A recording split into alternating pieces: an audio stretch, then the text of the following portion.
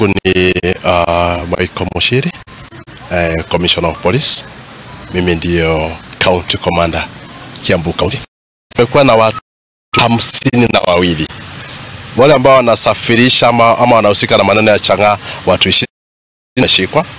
Wale ambao wanatumia miratina, pombe ya kienyeji ni sumu, jana ni sumu. Kwa jumla inakuwa ni watu 52. Kwa hii muda pia watu 48 wameshikwa kwa maneno ya ndawa za kurebia, sana sana bangi, cannabis sativa ndio tunaita kwa jina lingine. Tumeweza kupata rita kwa ujumla, chang'aa na miratina rita 1875.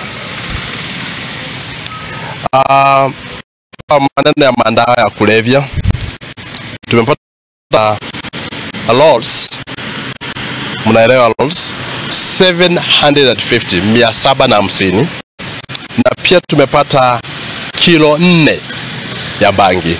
Mwanzo tunashukuru wananchi, manake sali wa mbele wa kutuelekeza, kutupatia information.